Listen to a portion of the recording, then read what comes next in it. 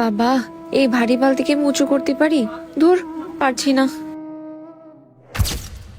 আরে এই এই অর্পিতা অর্পিতা, তুই পানি নিচ্ছিস কেন? আর সে মহিলা করে গেছে? ভাইয়া, ভাবি হচ্ছে ওই যে সামনে বসে আছে। কি? ও বসে থেকে তোরে দিয়ে পানি নিয়ে আসছে? ভাবি একটু বললো নিয়ে যাইতে, এই জন্য নিয়ে যাচ্ছিলাম।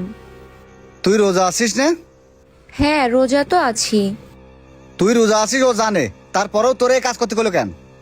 এখন ভাবি বললো করতে, এই জন্য করতেছি। দাঁড়া, আমি দেখতেছি। তুই রাখ, পানি যায় রাখ, যা তুই ঘরে যা। আচ্ছা ঠিক আছে। ওর কত বড় সাহস, ও আমার বুনির দিয়ে পানি নিচ্ছে। ওই মহিলা, এই জায়গায় বসে বসে আমার বুনদের দিয়ে পানি নেওয়া হচ্ছে? ওরে দিয়ে তো আমি কোনো কাজ করানি, ওরে খালি বলিস একটু পানিটা এনে দিতি। কাজ করাচ্ছ না? আমি তো এসে দেখলাম বড় এক বালতি নিয়ে পানি নিয়ে আসতেছে, উঁচু করতে পারছে না, আবার ও রয়েছে রোজা। আমি ওরে বললাম, ও তো আমারে বললো যে ও পারবে না। ওই, তোর কোনো কমন সেন্স নেই? একে তো রমজান মাস, ও ছোট মানুষ, ও রোজা রয়েছে, ওর দিয়ে বালতি আনলেও পারে? তো ও একটু কাজটা শিখবে না? কয়দিন পরেই তোর পরের ঘরে যাওয়া লাগবে না। ও কাজ করবে তা তোরে নিয়ে আইসি কি হচ্ছি? তোরকে মুখ দেখাতে নিয়ে আইসি? আমি তো ওরা সবসময় কাজ করতে বলি না, ও যখন একটু পারি না কাজ টুকটাক তখন ওরে বলি। তুই বলবি কেন? তোর এত বড় সাহস দিয়েছে কেটা? তুই আমার বোন রে কাজের কথা বলিস? তুমি পারলে ওরে যে শুনে দেখো যে আমি ওরে কোনো কাজের কথা বলি কিনা। শুনবার না তো কি করবানে? এই অর্পিতা, এদিকে আয় তো। আসছি। কি হয়েছে ভাইয়া, বলো। এদিকে আয়, সামনে আয়। তোরে বলে তোর ভাবি নাকি কাজের কথা বলে না? আমারে বসে থাকলে দেখলে তো তার আবার গা জ্বলে, তাই এখানে আমি আর কি বলবো। অর্পিতা, তুমি এ কেমন কথা বললে? তোমার বসে থাকতে দেখলে আমার কেন গা জ্বলবে? সেটা আমি বুঝি, আপনার এত কিছু বলতে হবে না। আমি বসে থাকলে দেখলেই তো আপনার অনেক কাজের কথা মনে পড়ে যায়। অর্পিতা, তুমি এরকম মিথ্যা কথা বলবা না, সারাদিন তো বাড়ির কাজ আমিই করি। দেখছো ভাইয়া, তোমার সামনে আমারে কিভাবে বলতেছে। এই ওরে আল্লাহ গো। তোর এত বড় সাহস এই দিয়েছে অপু, কেডা? থাম থাম, কি আরে তুই করছিস? ছাড়। ভাবি গায়ে হাত দিছিস কেন? আরে সোহেল, এ একটা বেয়াদব মহিলা, এ মুখে মুখে তর্ক করে। কেন, কি করলো?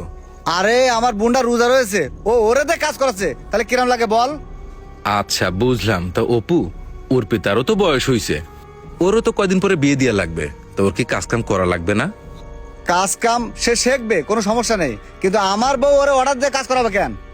দেখ অপু, আমি প্রায় প্রায় দেখেছি তুই ভাবির সাথে এরকম ব্যবহার করিস। আমি আগে মনে করতাম হয়তো ভাবির কোনো সমস্যা আছে, এই জন্য তুই ভাবির গায়ে হাত তুলতে যাস, কিন্তু আজকের যে ঘটনাটা ঘটেছে সে তো আমি দেখেছি।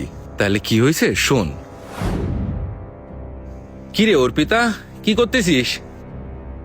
তেমন কিছু না, একটু ফোন চালাচ্ছি। কিরে, রোজা নেই তুই? হ্যাঁ, রোজা তো আছি, কি করব, সময় কাটছে না, এই জন্য একটু ফোন চালাচ্ছিলাম। অর্পিতা, আমার মাথার মধ্যে না কেমন একটা ঘুরতেছে, তুমি ওই গরুর একটু পানিটা দিয়ে আসো না। আমি এখন পারবো না, আপনি দেখতে পাচ্ছেন না আমি ফোন চালাচ্ছি। অর্পিতা, আমি দাঁড়াতে পারতেছি না, তুমি একটু যাও না, খুব অসুস্থ লাগতেছে। এ অর্পিতা, ভাবি বলতেছে না ভাবির অসুস্থ লাগতেছে, যা না তুই এক বালতি পানি তো দিতে কইছে তোরে গরুরে, যা দিয়ে আই।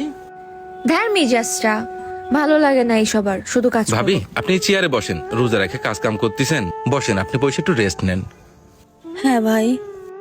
ভাবি, আপনাকে পলকাটা বডিটা কোন জায়গায়?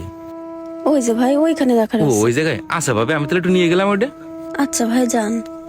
সবই তো শুনলি অপু, ভাবি কিন্তু সে রোজা রেখে এই সংসারের সমস্ত টুকিটাকি কাজ যা আছে সবই কিন্তু করে।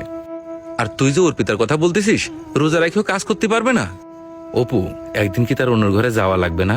সেই জায়গা যায় তার কি বাড়ির কাজ করা লাগবে না, রোজা রাখা লাগবে না? যদি সেই অবস্থানে যায়, ভাবের মতো এরকম পরিস্থিতি অর্পিতার পড়া লাগে, তখন তোর কাছে কেমন লাগবে একবার চিন্তা করে দেখতো। তাই বলে কি অপু, তোর বোনের যেমন কষ্ট হয় অন্যরও কিন্তু ঠিক তেমনই কষ্ট হয়, ঠিক আছে? শোন অপু, সেও কিন্তু রক্ত মাংসে গড়া মানুষ, সে কিন্তু তোর পরিবারের জন্যই পরিশ্রম করে, তাই বলে কি তার কষ্টের মূল্য দেওয়া শেখ, বুঝতে পারছিস ভাই? ঝামেলা করিস না।